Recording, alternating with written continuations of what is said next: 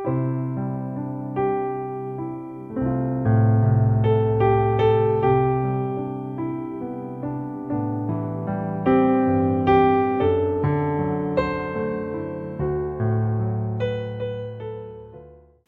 이제 엘리야 얘기로 왔습니다. 그 성경 통독하는데 조금 지루하고 힘들다가 이제 엘리야 얘기 오니까 되게 재밌지 않아요? 특히 어린아이들 정말 재밌어요, 그렇죠? 근데 엘리야 때 큰 사건이 하나 벌어지죠. 어떤 나쁜 일이 벌어지죠? 우리 어린이들 성경 읽은 데서 어떤 나쁜 일이 벌어졌죠? 엘리야 시대 때 이스라엘에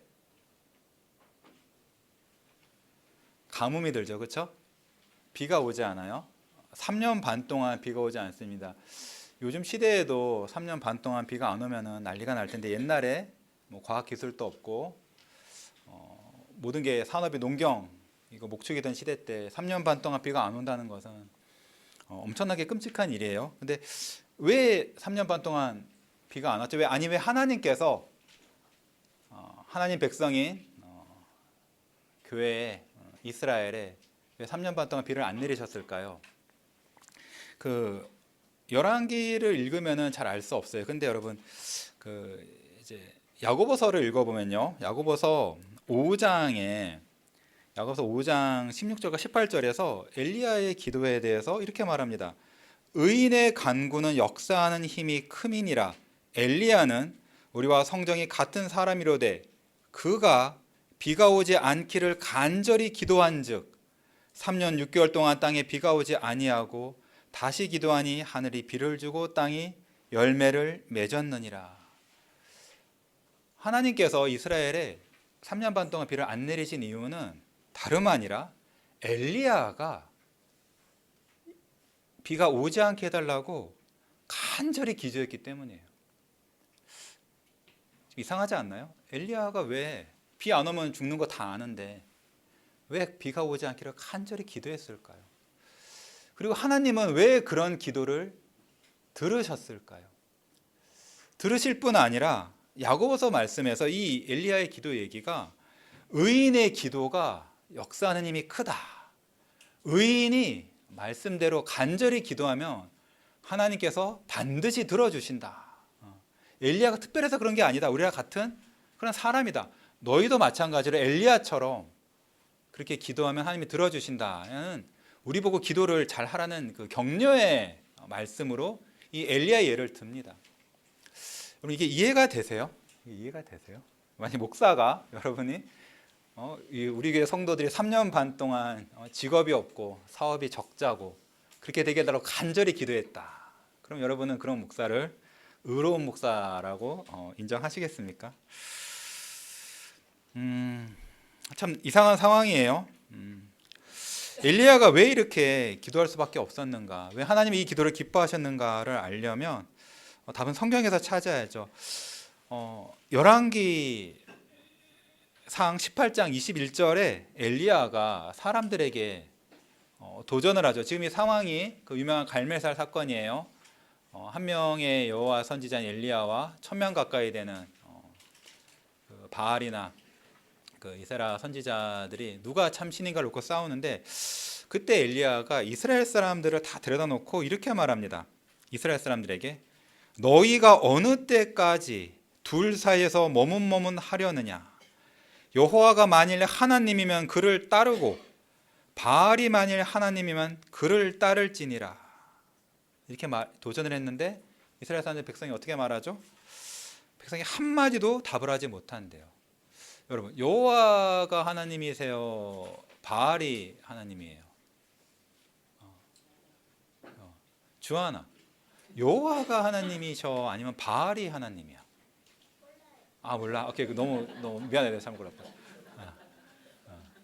저기 루아야, 여호와가 참 하나님이셔 바알이 참 하나님이야? 라이 손 들었다. 네. 바알이라 그러면 어떡하니? 이게 예은아, 여호와 하나님, 여호와 하나님이 진짜 하나님이고 바알은 하나님이 아니에요. 어린아이들도 알거든요. 근데 왜 이스라엘 사람들 몰랐을까요? 이스라엘 사람도 몰랐죠. 여호와 하나님이 하나님이신 거를 모르는 게 이스라엘의 문제였어요.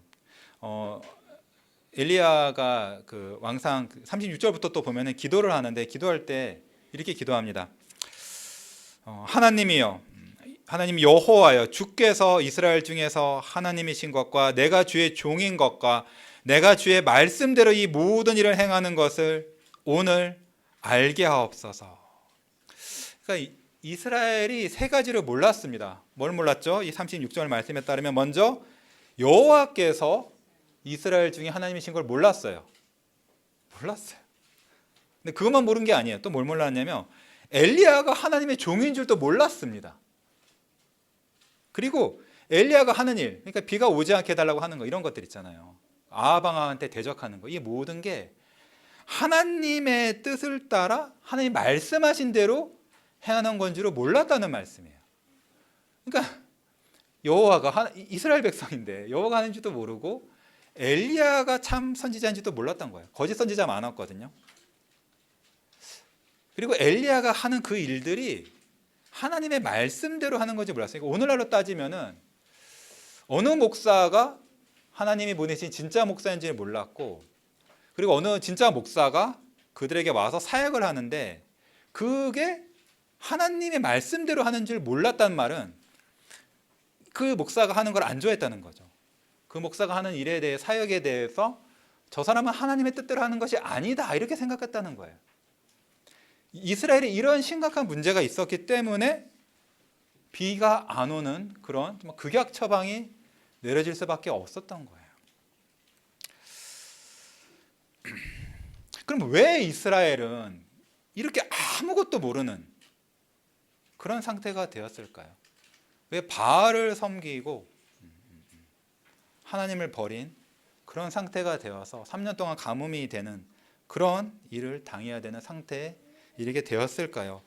여러분 열왕기를 읽어보면 북이스라엘 무슨 말인지 알죠? 여러분들?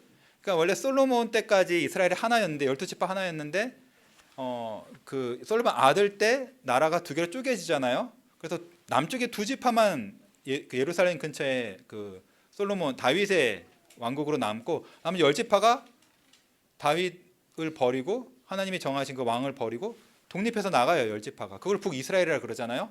북이스라엘 시작 때 첫 왕이 여로보암 왕이죠. 여로보암 왕이 죄를 짓죠. 어떤 죄를 짓죠? 열왕기상 12절에 나오는데요. 보이죠? 먼저 자기가 금 송아지를 두 개를 만들어서 하나를 베델에다 두고 하나를 단에 둡니다. 그러니까 북이스라엘 남쪽 끝 북쪽 끝에 금 송아지를 만들어서 둔 다음에 뭐라 그러냐면 이것이 여호와 하나님이다, 이것이 너희를 애굽에서 이끌어낸 하나님이다 라고 말을 해요. 그리고 나서 원래 제사장 누가 해야 되죠? 하나님 정하시기로는 레위 사람만 해야 되죠. 근데 레위 사람이 아닌 보통 사람을 제사장으로 삼아요. 13장 33절에 보면요, 더 나아가서 누구든지 자원하면, 누구지 내가 하겠다 그러면은 다 제사장 시켜주는 거예요. 뿐만 아니라 12장 33절에 보면은 절기를 자기 마음대로 정해버립니다. 절기를 자기 마음대로 정해버려. 이게 다 몇 계명을 어기는 죄죠? 10계명 배우고 있죠? 어린이분들? 몇 계명 어기는 죄죠? 요거? 2계명 어기는 죄죠. 그러니까 하나님의 형상을 만들었잖아요. 그렇죠? 하나님의 형상을 만들고 예배 처소를 하나님께서 솔로몬의 성전 예루살렘에 딱 정해놓으신데 예배 처소를 자기 마음대로 바꾸고, 예배를 드리는 그 사역자를 하나님이 정하셨는데 레위 사람으로 그것을 자기 마음대로 바꾸고, 그리고 예배 그 하나님께 나오는 절기를 하나님이 딱 정하셨죠. 근데 그거를 자기 마음대로 바꾼 거예요. 그러니까 근데 이 사람들이 지금 바알을 섬기는 건가요? 여로보암이? 아니에요. 여호와 하나님 섬기는 거예요. 그러니까 여호와 하나님을 버리진 않았어요. 여호와 하나님을 섬긴다고 하면서 그 섬기는 방식에 있어서 하나님이 정하신 대로 하지 않고 자기네 마음대로 하는 겁니다. 이걸 여로보암의 죄라 그래요. 오늘날의 이 죄가 흔한 거 여러분 보시나요? 흔한 거 보세요. 하나님, 좀 교회가 다 하나님 믿고 예수님 믿는다 그러죠. 근데 교회가 예배 드리는 걸 이렇게 보면은 예배 때 뭐 하나 이렇게 보고 교회가 운영하는 걸 이렇게 보면은 성경 말씀대로 하지 않아요. 다 자기 좋을 대로, 자기 생각에 이게 좋겠다. 이렇게 하면 또 사람들이 좋아하겠다. 이렇게 하면 더 은혜가 있겠다. 자기 꼭 생각한 자기 그 상상에 고안한 대로 다 그렇게 하거든요. 그리고 누구든지 어떤 의견을 내면 그것대로 교회가 다 움직이는 거예요. 하나님의 말씀대로 목사가 하나님의 말씀 열심히 공부해서 하나님 이렇게 말씀하셨으니까 교회는 이렇게 해야 됩니다 라고 그렇게 해서 하는 게 아니라 누구든지 이거 하자 그러면 그렇게 하자 다 따라가는 겁니다. 절기도 마찬가지죠. 온갖 무슨 주일 다 붙이잖아요. 그렇죠? 성경에서 명하신 적이 없습니다. 이 여로보암의 죄인데 여러분 이번 주 성경 포션 읽어보면 하나님께서 그 북이스라엘의 여로보암부터 그 왕들이 쫙 나오는데 왕들을 하나님 다 평가하시죠. 평가하시는데 계속 나오는 말이 뭐예요? 그가 느밧의 아들 여로보암의 길로 행했다 이런 말이 계속 나옵니다. 그러니까 이 여로보암의 죄가 별거 아닌 것 같지만 하나님께서 이스라엘의 모든 왕을 이 사람이 여로보암의 죄를 계속 범하고 있느냐 아니면 회개하고 돌이켰느냐 이걸로 계속 판단하시는 거예요. 판단하시고 심지어 여로보암의 죄를 짓는 어떤 왕들을 심판하시죠. 오늘도 마찬가지는 하나님은 모든 교회 모든 목사를 보시면서 이 교회가 이 계명의 죄를 어기고 있느냐 아니면 그걸 회개하고 돌이켜서 교회의 예배를 교회의 모든 것을 말씀대로 순전하게 개혁했느냐로 다 판단하십니다. 다 판단하세요. 다 판단하시고 판단하신 대로 심판하십니다. 놀랍게도 여로보암 때부터 아합 때까지 어느 왕도 이 여로보암의 죄를 버리지 않았어요. 버리지 않은 이유를 보면 사실 여로보암이 벌써 왜 여로보암이 그럼 이런 죄를 범했느냐 이유가 뭐였죠? 원래 하나님께서 예루살렘에서 예배드리게 했으니까 그 절기를 지키려면 북이스라엘 사람들이 다 남쪽으로 넘어가잖아요. 그렇죠? 그게 자기의 정치적인 위협이 될 거라 생각했거든요. 결국에 여로보암이 이 죄를 정해서 이스라엘 모든 사람을 하고 범죄한 이유는 자기의 이익을 챙기기 위해서입니다. 오늘도 마찬가지예요. 사람들이 왜 그렇게 교회를 자기 마음대로 이렇게 하냐? 왜 사람들을 좋은 대로 갖고 가냐? 그렇게 해야지 사람들이 교회에 오고 말씀대로 하면 사람들이 교회를 떠날까 봐 그게 두려운 거죠. 뿐만 아니에요. 우리 교회의 목적이 뭐예요? 하나님께서 교회를 왜 세우셨습니까? 왜 교회를 세우시고 예수님이 핏값으로 교회를 사셨습니까? 그건 바로 하나님의 영광을 위한 것이죠. 예수님이 십자가에서 드러나는 그 하나님의 영광, 예수님 안에서 참되게 영과 진리로 하나님께 예배드릴 때 드러나는 그 하나님의 영광, 말씀대로 교회를 할 때, 말씀의 교회가 집중할 때 성령께서 역사하셔서 죄인을 거듭나게 하시고 성도들에게 힘을 주셔서 우리가 구원받고 영생을 풍성히 누리면서 드러나는 그 하나님의 영광, 이것을 위해서 하나님께서 교회를 주신 것입니다. 근데 교회를 사람들이 그냥 자기의 이익을 위해서 교회를 사용하는 것이에요. 이민사회에서 자기 이민 생활에서 유익을 위해서 우리 아이 그냥 교회 보내가지고 친구 사귀고 놀고 그런 유익을 위해서 교회에서 인맥 쌓아가지고 이민사회에서 정보 얻고 사업하고 그런 이익을 위해서 자기의 세상 즐거움을 위해서 교회를 감히 예수님 핏값으로 사신 교회를 자기 마음대로 자기의 세상 유익을 위해서 사용하는 그것이 여로보암의 죄입니다. 이 죄를 버리지 않고 60년간 지속됩니다. 어느 누구도 버리지 않았어요. 이 죄가 이 계명을 어긴 죄가 60년간 지속되자 어떤 일이 아합 시대에 벌어지죠?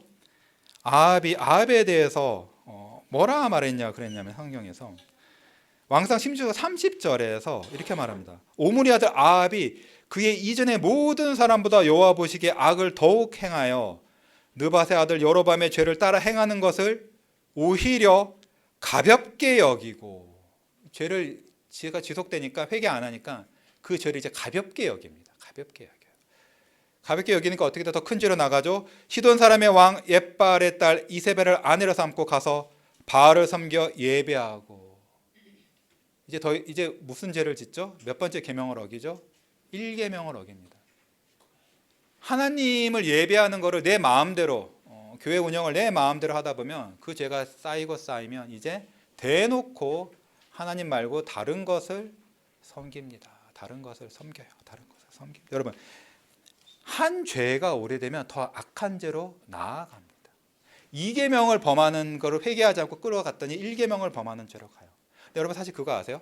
이게 죄의 도미노가 있거든요. 그러니까 2계명에서 1계명으로 넘어갔잖아요. 이게 사실 4계명부터 시작돼요.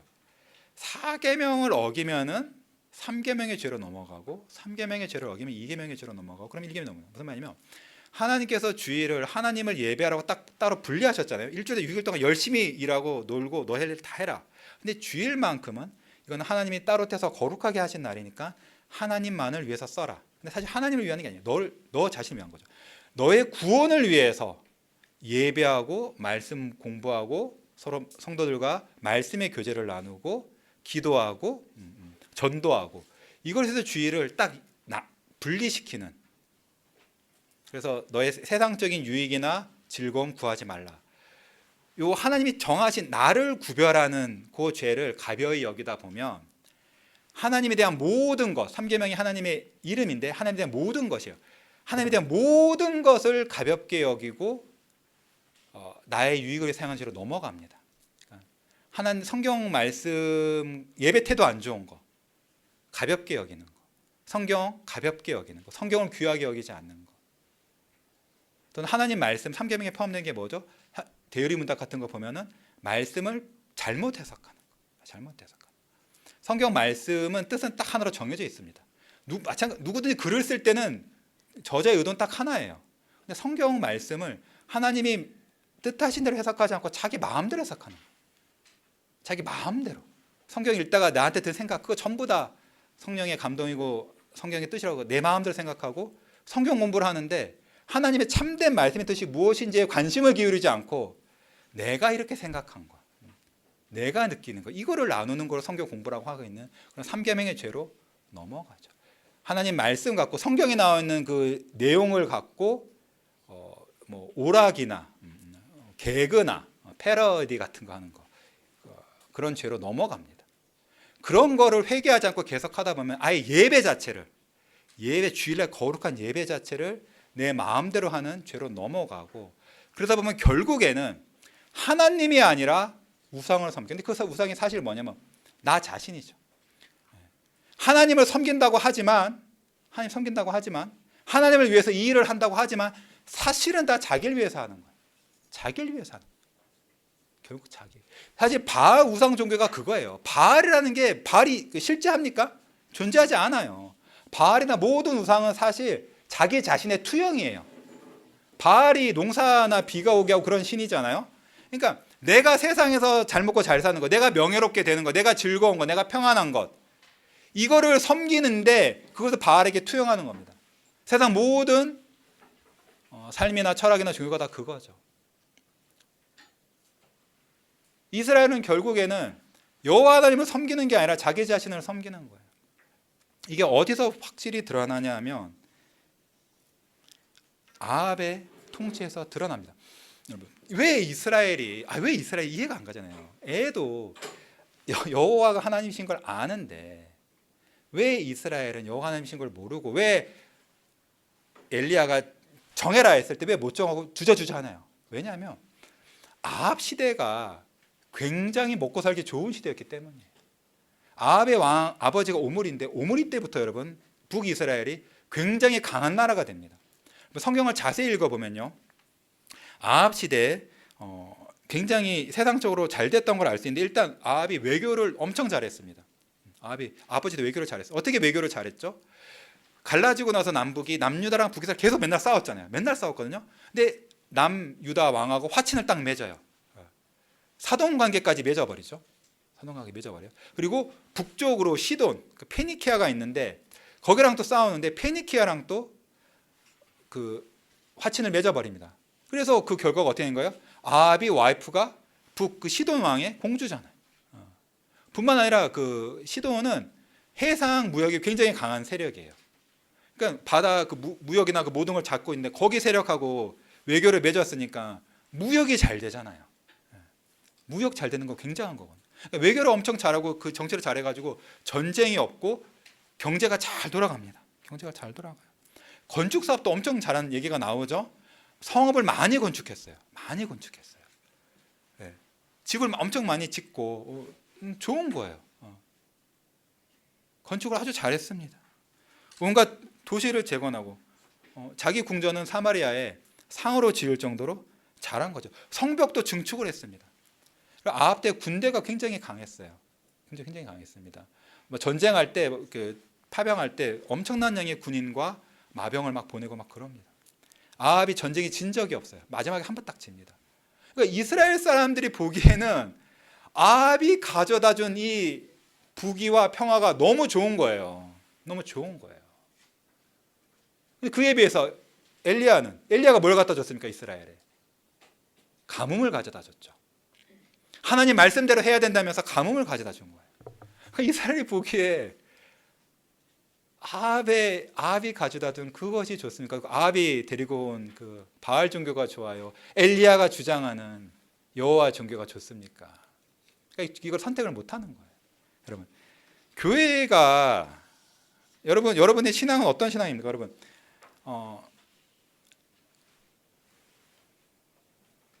하나님은 어떤 분이세요? 하나님은 여러분에게 영주권을 주시고 직장을 주시고 사업을 잘 되게 하여 주시고 집을 주시고 우리 아이들 잘 되게 해주시는, 공부 잘해가지고 좋은 대학 가고 다 잘 되게, 그런 하나님이니까. 아합이 가져다 준 종교가 그런 거고, 이스라엘 사람들은 그런 자기네 평안이 아합이 가지고 온 바알 종교가 그렇게 좋다 이렇게 생각을 한 거예요.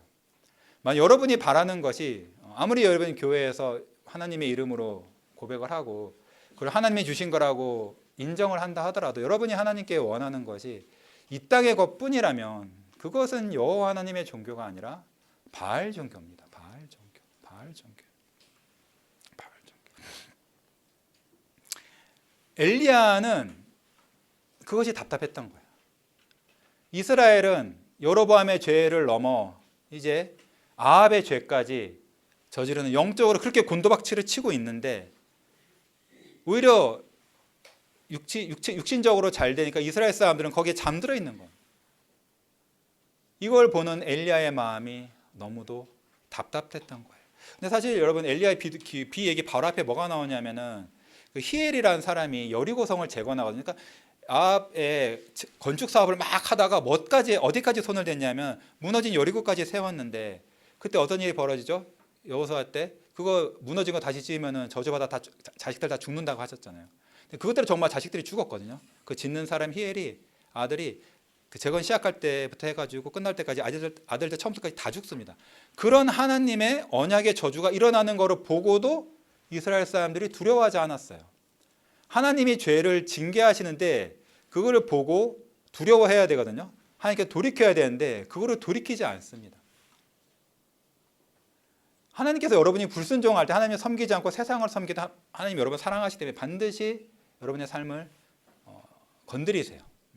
말씀으로도 설교를 통해서 말씀하시고, 성경 읽을 때 양심의 말씀을 하시고, 섭리를 가운데 이 땅에 뭘 건드리시는데 사람들이 그 눈치를 못 챕니다. 지난번 설교에서 다윗이 나단이 와가지고 비유를 말하는 거 보고 눈치를 못 채듯이, 말씀도 눈치를 못 채는데 섭리는 더 눈치를 못 채죠. 오히려 하나님께서 섭리 가운데 여러분의 삶을 건드리시는데 그거를 하나님이 주신 시련으로 착각을 해요. 오히려 그걸 이겨내려고 하나님을 더 의지하지만 회개는 안 하고 그러고 있어요. 그렇기 때문에 히엘의 여리고 저주를 통해서도 이스라엘이 돌아오지 않기 때문에 남은 거는 하나님의 말씀대로 가뭄이 내려오는 것이에요. 여러분, 하나님께서 이미 신명기에서 말씀을 하셨습니다. 이미 신명기에서 11장과 28절에서 하나님께서 너희가 하나님을 순종하지 않으면 하나님께서 가뭄을 보내시겠다고 약속을 하셨거든요. 이거를 엘리야가 주목을 한 겁니다. 이 말씀대로 이루어져야 된다. 그러니까 엘리야가 비가 오지 않게 기도한 거는 하나님의 영광을 위한 열심히 했었던 거예요. 이스라엘에는 하나님이 다스리는 나라여야 되고, 하나님의 말씀이 다 이루어져야 되고, 하나님의 말씀을 이스라엘 백성들이 순종을 해야 되고, 그들이 순종을 했을 때 하나님이 약속하신 대로 복이 주어져야 되고, 그들이 불순종을 했을 때는 하나님이 경고하신 대로 저주가 부어져야 된다는 하나님의 말씀에 대한, 하나님의 영광에 대한 열심이 엘리야에게 있었던 것입니다. 그래서 엘리야가 이 신명기 말씀을 놓고 하나님께 기도를 한 거예요. 그러니까 엘리야가 의로운 자의 경건한 기도인데 이거는 내 생각대로 하는 기도가 아닙니다. 하나님의 말씀을 붙잡고 기도하는 거예요. 하나님의 말씀을 붙잡고 그대로 이루어지게 해달라고 기도했을 때 하나님께서 기뻐하시고 역사를 하시는 것입니다. 하나님께서 엘리야의 기도를 따라 하나님 이미 말씀하신 대로 그 말씀을 이루어 주셨어요. 하나님을 버린 이스라엘에게 가뭄을 내려주셨습니다. 그럼 이 말씀대로 이루어지는 이 놀라운 사건을 보고, 아니 끔찍한 사건을 보고 이스라엘 사람들이 하나님께로 돌아갔습니까? 어떻게 했죠? 안타깝게도 그렇지 않아요. 안타깝게도 그렇지 않아요. 오히려 이스라엘 사람들은 가뭄이 오자, 하나님의 징계가 오자 더 마음이 완악해집니다. 먼저 아합이 이스라엘에게 뭐라고 말하죠? 아합이 엘리야를 본 다음 처음 봤을 때 이스라엘을 괴롭게 하는 자여 너냐 그랬어요. 엘리야 탓을 한 겁니다. 엘리야 탓을. 너가 가뭄을 가져와서 우리 모두를 괴롭게 했다. 너가 우리 죽게 만들고 망하게 만들었다. 내가 나라를 잘 만들어 놨는데 너가 와가지고 다 망쳤다. 그렇게 주장한 겁니다. 이세벨 또 화가 나가지고 아내도 그때부터 여호와의 선지자 다 잡아 죽이기 시작하죠. 여호와의 종교는 몹쓸 종교다. 이 땅에 괴로움을 주는 종교다. 우리 인생을 망하게 하는 종교다. 다 잡아 죽여라. 다 잡아 죽입니다. 다 잡아 죽여요. 이스라엘 백성들은 어떻게 했느냐? 잘 나오지 않는데 여러분 예수님이 있잖아요. 예수님이 이스라엘의 백성 엘리야 시대 때 이스라엘 백성에 대해서 그 유대인들에게 말씀을 하세요. 특히 자기가 어렸을 때부터 자라오신 갈릴리 사람들에게 이렇게 말씀을 하시는데 누가복음 4장 말씀입니다. 내가 진실로 너희에게 이르노니 선지자가 고향에서 환영을 받는 자가 없느니라.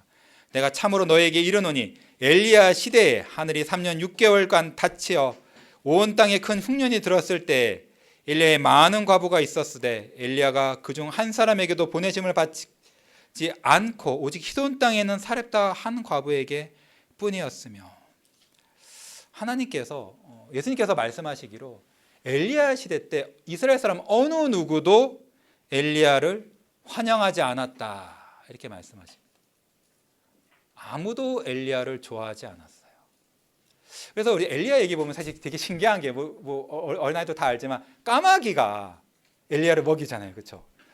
그리고 까마귀가 끝나고 이제 그 시대가 끝나고 나니까 또 사렙다 과부가 먹이는데 그때도 놀랍게 날마다 그 밀가루랑 기름이랑 병에 계속 채워진 놀라운 기적을 통해서 이제 먹이시거든요.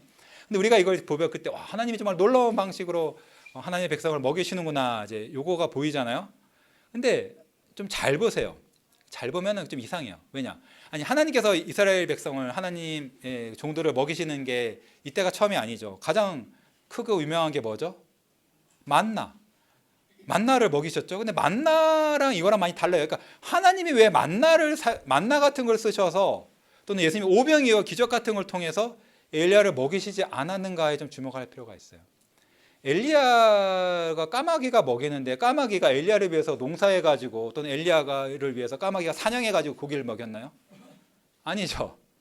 까마귀가 이스라엘 사람 중 누구가 자기 먹으려고 챙겨놓은 고기랑 빵을 가져다가 엘리야를 먹인 거예요. 그러니까 하나님께서 왜 엘리야를 이스라엘 과부가 그렇게 많은데 불쌍한 과부가 그렇게 많은데 한 사람도 한 과부에게도 보내지 않으시고 왜 이방 여자 사렙다 과부에게 보내셨느냐를 알려면 사렙다 과부가 엘리야에게 어떻게 했죠? 엘리야를 영접했고 자기가 먹을 것보다 먼저 엘리야의 먹을 것을 챙겨줬어요.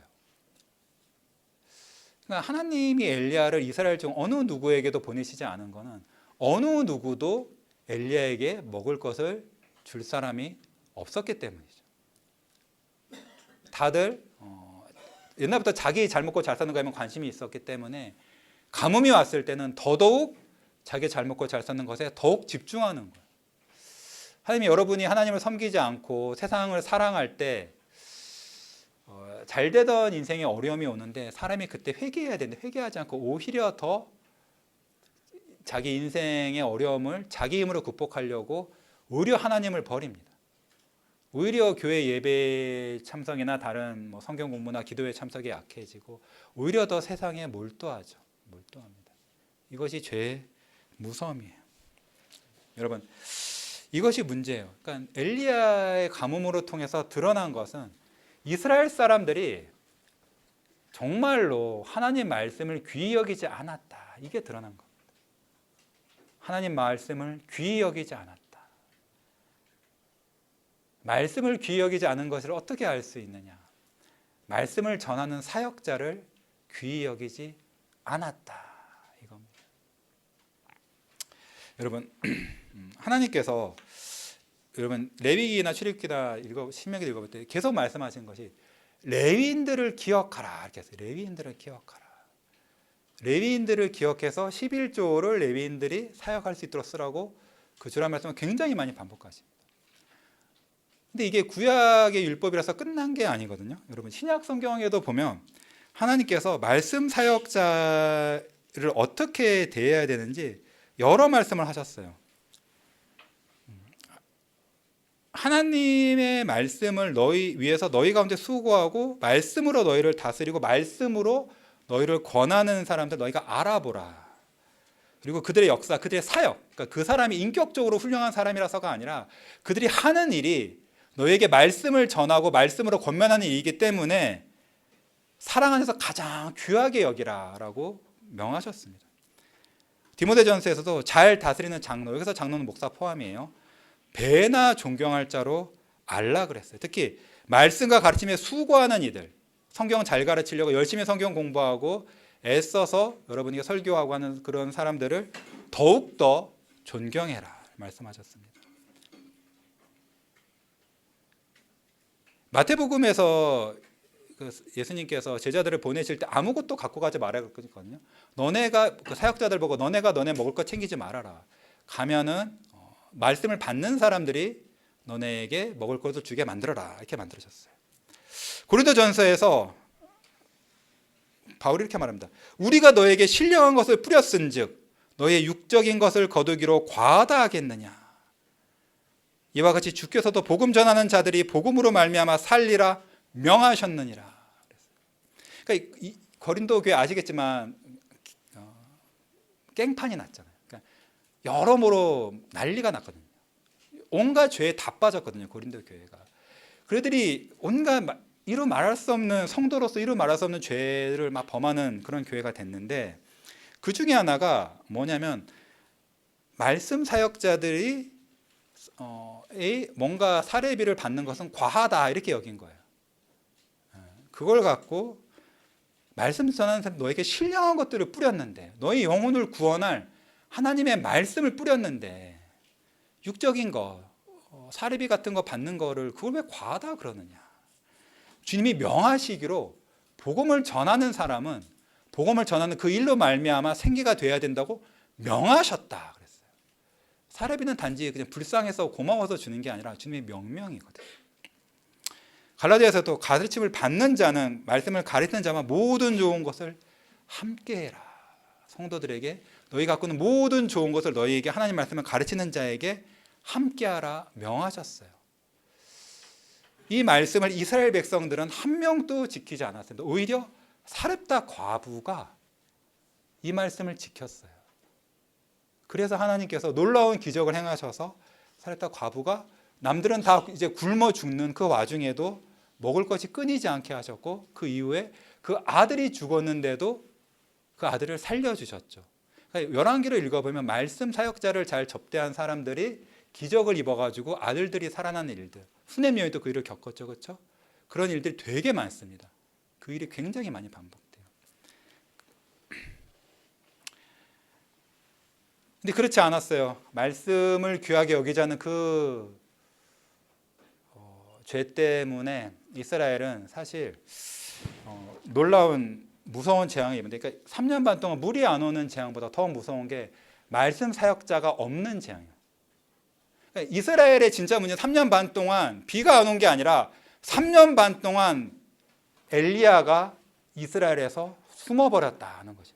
하나님께서 엘리야를 이스라엘 밖으로 내보내버리신 거예요. 다른 사역자들은 아합을 따른 사람들 다 잡아 죽였고, 엘리야는 하나님이 숨겨버리셨고, 아무도 이스라엘 사람들에게 하나님 말씀을 전할 사람이 없었다는 것이에요. 이것이 하나님께서 땅에 보내시는 가장 무서운 재앙입니다. 하나님의 말씀을 감추어 버리시는 거예요. 근데 선지자가 없는 거 아니에요? 이때 선지자 많았습니다. 아합 여러 명 죽였지만 마지막에 아합이 죽을 때 이제 전쟁 나가기 전에 하나님 뜻을 묻는데 아주 많은 선지자들이 여호와의 이름으로 예언했단 말이에요. 그러니까 목사가 없는 게 아니에요. 목사가 정말 많은데, 아니 유튜브 같은 걸 통해서 설교 유튜브 아무 데서나 다 들을 수 있는데 진짜로 하나님의 말씀을 전하는 사람을 찾기 어렵거나, 또는 있어도 그 말을 들어도 내 마음에 감동이 없어서 말씀을 내 마음에 받지 않는 것.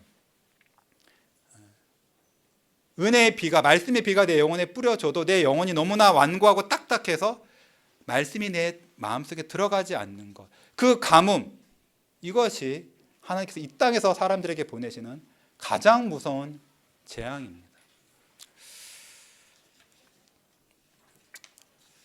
근데 하나님께서, 은혜의 하나님께서 이스라엘을 이렇게 내버려 두지 않으세요.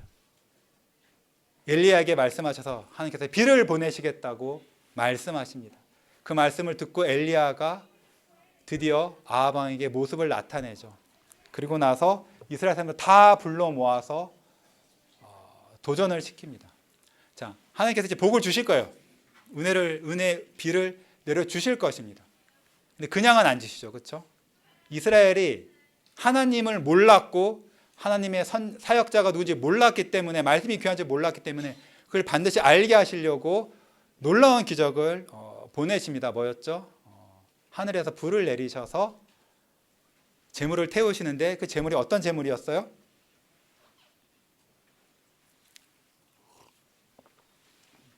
물을 흠뻑 부은 고기와 제단에다 물을 3번이나 흠뻑 부어가지고 완전히 물이 철철 훔쳐 넘치는, 절대 불에 타지 않을. 여러분 캠핑 갔을 때 어린이들 그렇죠? 젖은 나무 불 붙여 봤어요? 진짜 안 붙거든요. 아무리 가스torch로 계속 불을 10분간 써도 안 붙어요. 그런데 완전히 젖었는데 하늘에서 불이 떨어져 가지고 여호와의 이름으로 기도하자 불이 떨어져서 다 태우고, 아니 불이 오히려 물을 다 말려버립니다. 하나님만이, 여호와 하나님만이 참된 하나님이라는 놀라운 증거를 모든 사람들이 다 봤어요. 다 봤어요. 다 봤어요.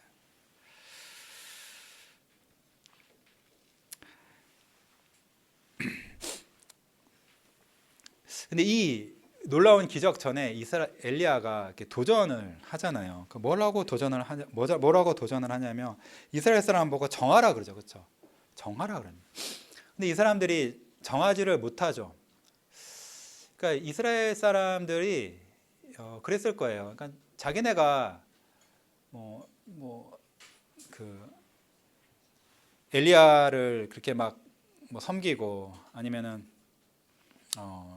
아합의 측근 종처럼 몰래 여호와의 선지자를 100명이나 숨겨서 자기가 이렇게 먹여주고 지켜준 그런 엘리야를 위해서, 여호와를 위해서 열심을 낸 사람은 아니라 할지라도 자기가 또 아합처럼 또 엘리야나 선지자나 잡으러 다니고 죽이러 다니는 그런 사람들은 아니었고, 그냥 자기는 그냥 보통 사람들 그냥 이런 생각했을지 모르는데, 하나님께서는 엘리야를 통해서 이 사람들에게 도전을 하시는데, 이게 엘리야만 그렇게 한 게 아니라, 우리가 사실 요한계시록 말씀도 읽었잖아요. 아니 무슨 엘리야 말씀하고 요한계시록 말씀하고 이게 뭐가 상관이 있나라고 말씀하실지 모르는데, 사실 예수님께서 7교회에 편지를 하시면서 라우디게아 교회에 주신 말씀이 사실 굉장히 엘리야 시대 때 이스라엘 말씀 비슷해요. 그러니까 라우디게아 교회에 대해서 하나님이 뭐라고 하십니까? 그들이 자기네가 헐벗고 줄이고 한 것을 모르고 있죠. 자기네가 부자다, 잘 있다 이렇게 생각했다 그러잖아요. 그러니까 라우디게아가 좀 비즈니스가 좋아가지고 사업이 잘 돼가지고 좀 부자였거든요. 라우디게아 교회가 특별한 문제가 없었던 것 같아요. 그러니까 라우디게아 교회 성도들이 자기네가 잘 하고 있다고 생각한 거예요. 인생도 특별한 어려움이 없이 잘 이렇게 흘러가고 있고, 교회도 특별한 어려움이 없이 잘 흘러가고 있다 이렇게 생각을 한 거예요. 근데 예수님이 보시기에는 그 라우디게아 성도들이 다 옷을 안 입고 있는 거예요. 예수님이 주시는 의로운 구원의 옷을 입고 있지 않은 거예요. 다 줄이고 있는 거예요. 하나님의 말씀을 먹어서 영혼이 풍성하게 되는 게 없었던 거예요. 그것이 다 그 영혼이 십절한 줄 모르겠었던 거죠. 그러니까 아합 시대 때 이스라엘 사람들이 자기네 영혼이 십절한 줄 모르던 건 똑같은 겁니다. 그런 그 라우디게아 교회 사람들을 향해서 예수님께서 말씀을 하시는 것이죠. 뭐라고 말씀하시느냐? 3장 15절부터 16절 이렇게 말씀하십니다. 내가 예수님께서 너의 행위를 아노니 내가 차지도 않고 뜨겁지도 아니하도다. 내가 차든지 뜨겁든지 하기를 원하노라. 내가 이같이 미지근하여 뜨겁지도 아니하고 차지도 아니하니 내 입에서 너를 토하여 버리리라. 예수님께서 교회에게 이 말씀을 하시는 거예요, 여러분. 요한계시록 2장 3장 읽어보세요. 예수님께서 각 교회를 향해서 어떤 말씀을 하시느냐, 그러니까 각 교회를 향한 예수님의 마음이 어떠하냐를 알려면은 요한계시록 2장과 3장을 읽어야 되거든요. 근데 그중 예수님께서 칭찬할 걸 칭찬하시고 죄악은 다 지목하세요. 그러면서 다 회개하라고 명하십니다. 예수님께서는 교회에게 사랑의 말씀을 하실 뿐 아니라 우리가 잘하는 것을 칭찬하실 뿐 아니라 인정하실 뿐 아니라 우리가 잘못하는 것을 다 판단하시고 회개하라고 명하시고 회개하지 않으면은 촛대를 옮기시겠다고 버리시겠다고 경고하세요. 여러분 이걸 아셔야 돼요. 무조건 끝까지 데리고 가시는 거 아니에요. 아니 끝까지 데리고 가시는 방법이 우리로 하여금 회개하라고 하시고 회개하지 않으면 버리시겠다고 경고하심으로 우리가 그 말씀을 듣고 회개하게 하셔서 우리를 끝까지 데리고 가시는 것입니다. 예수님께서 특별히 라우디게아 교회를 판단하실 때 그들의 영적 상태를 너희가 뜨겁지도 않고 차갑지도 않다 이렇게 말씀하셨어요. 그러니까 뜨겁게 열렬히 하나님만을 섬기고 신앙에 목숨 걸고 사는 그것도 아니고 아니면 차갑게 아예 그냥 교회를 나가서 세상에서 세상이 모든 것인 것 마냥 그렇게 사는 것도 아니고 교회를 다니긴 다니는데 이것도 아니고 저것도 아니고 뭐 나름 신앙생활을 하는 것도 있고 근데 삶을 보면은 삶의 중심은 세상을 사랑하고 세상이 모든 나에게 좋은 것을 줄 것 마냥 그렇게 사는 그런 모습이었다는 거죠. 애매한 신앙생활. 그렇게 하고 있는 것을 예수님이 판단하시고 말씀하시는 것입니다. 그런 교회랑은 예수님 뜻은 무엇이냐? 내가 차든지 뜨겁든지 하기를 원하노라. 예수님께서 그 라우디게아 성도들에게 원한 것은 그들을 향한 예수님의 뜻은 정해라. 차갑게 교회를 나가든지 뜨겁게 신앙생활을 하든지 둘 중에 하나를 해라. 그것이 예수님의 뜻인 겁니다. 원하시는 것입니다. 심지어 이렇게 말씀해요. 너희가 이렇게 미지근하여 뜨겁지도 아니하고 차지도 아니하니 어떻게 하시겠다고요? 내 입에서 너를 토하여 버리리라. 그러니까 예수님 입장에서는요. 차라리 교회를 나가서 교회 다니지도 않고 그냥 죄악의 길로 달려가는 사람이 차라리 나은 거예요. 교회에 있기는 있는데 뜨겁게 신앙생활하지 않는 사람은 이렇게 토하고 싶은 거예요. 여러분 이렇게 미식겁고 뭐 잘못 먹어서 썩은 거 먹어서 이렇게 막 토하고 싶은 그 마음이 있죠. 막 토하고 싶잖아요. 예수님이 보시기에 교회 안에 있기는 있는데 세례 받고 신앙 고백하고 예배 오기는 오고 헌금도 나름하고 뭐 주일학교든 나는 봉사도 하고 심지어 뭐 장로 목사 권사 다 하더라도 신앙이 뜨뜻미지근한 사람은 토해버리고 싶으신 거예요. 예수님한테는 토해버리고 싶으신 거예요. 예수님이 그 피값으로 사신 교회를 예수님을 온전히 사랑하고 믿고 섬기는 그런 사람들로 이루시기를 원하십니다. 예수님이 오직 하나님만을 사랑해서, 아니 교회를 사랑해서 자기의 목숨을 내어주셨듯이 무엇보다도 예수님만을 사랑하고 믿고 따르는 성도들로 채우시기를 원하시고, 예수님께서 여러 번 가족이나 아내나 자식이나 너희 소유나 그 무엇보다 예수님을 더 사랑하지 않으면 예수님의 제자가 될 수 없다라고 말씀하셨어요.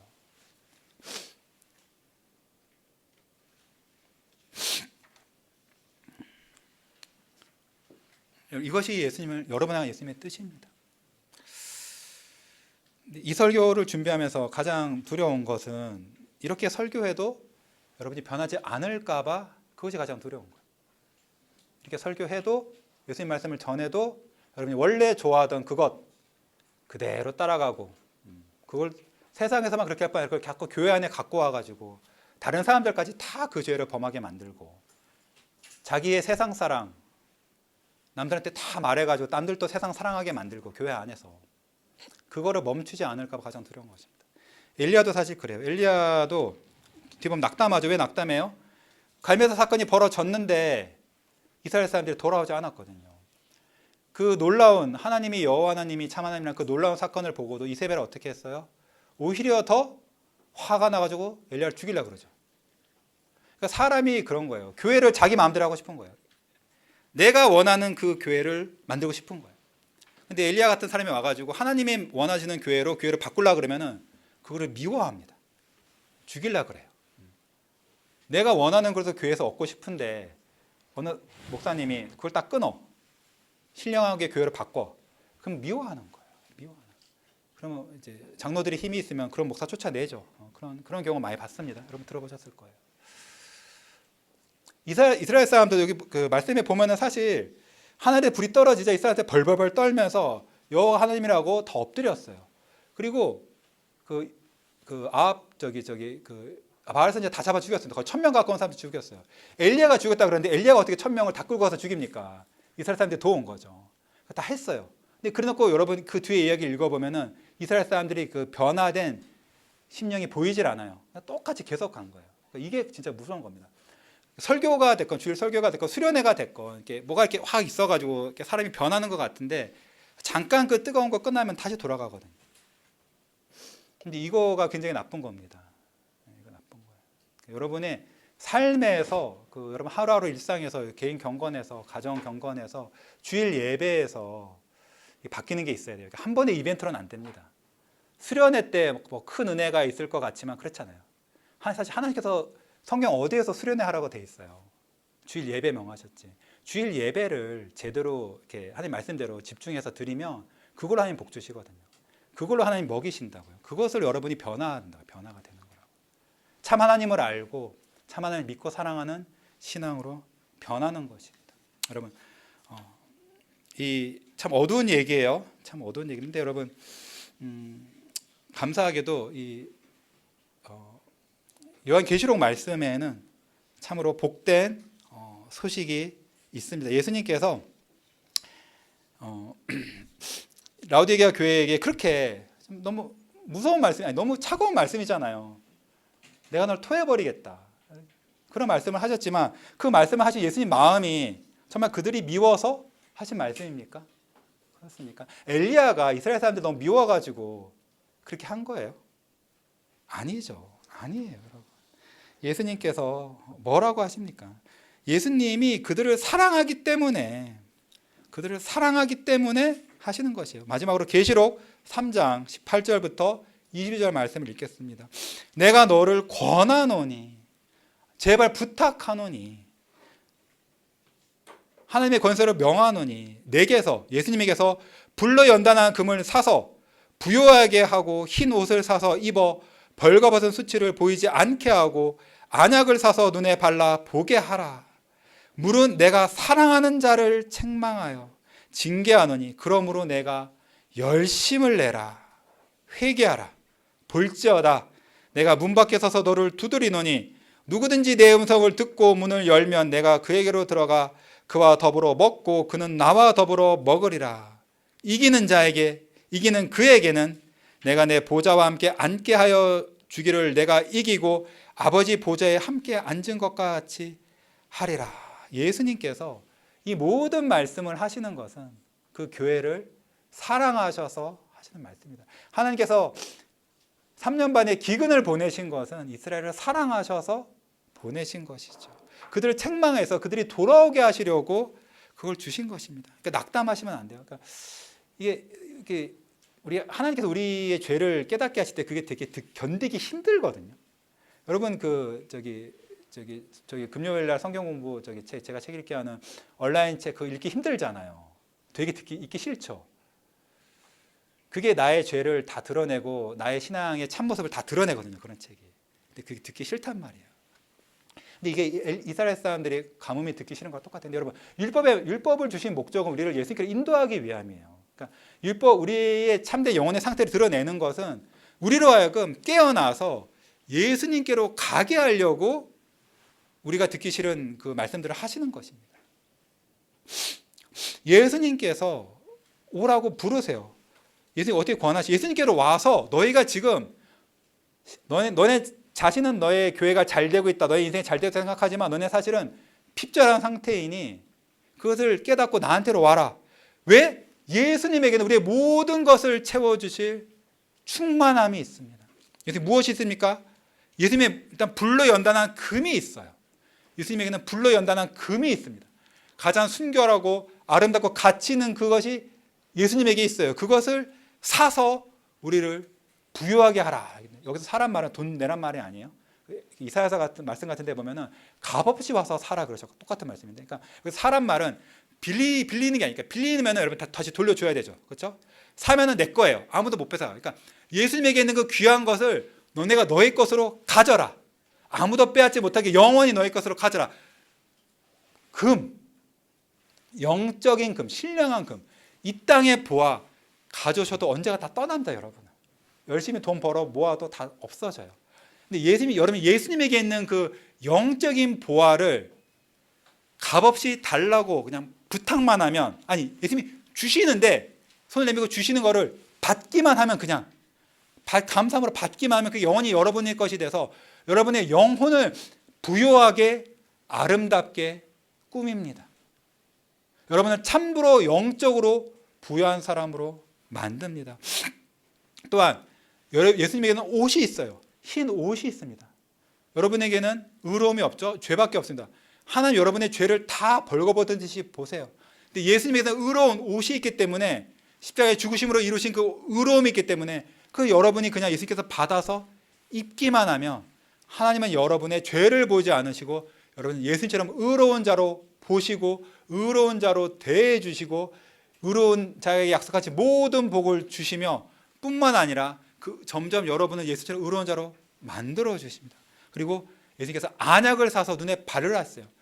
너네 영적인 현실을 보지 못하고 이 세상 것이 얼마나 헛된지 보지 못하고 하나님이 얼마나 아름다우시고 하나님이 주시는 복이 얼마나 귀한지를 보지 못하니, 영적인 진리를 분별하지 못하니 예수님에게서 안약을 사서 발라서 영혼의 눈을 뜨라는 거죠.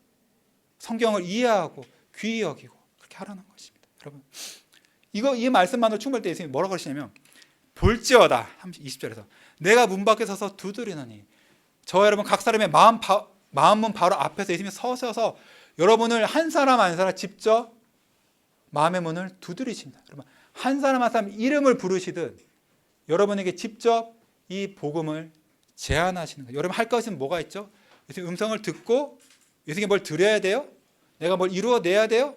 아무것도 아니에요. 그냥 여러분의 마음 문을 열기만 하면, 여러분이 열기만 하면 예수님이 여러분이 들어오셔서 예수님 여러분 안에서 여러분과 함께 먹고 마시리라 하셨습니다.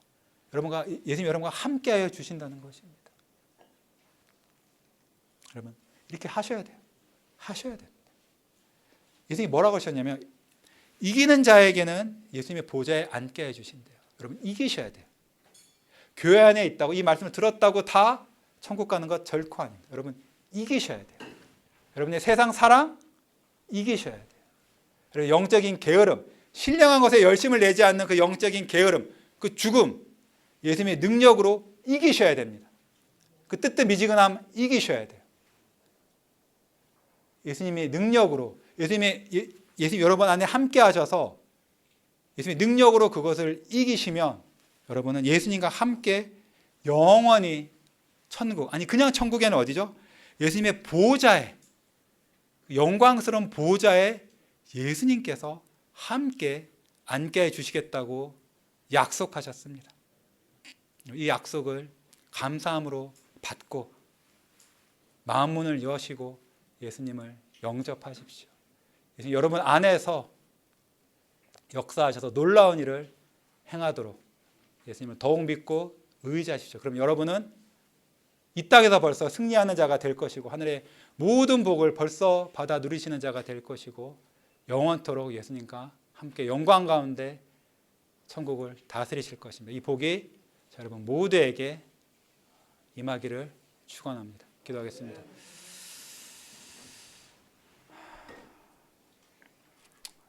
하나님,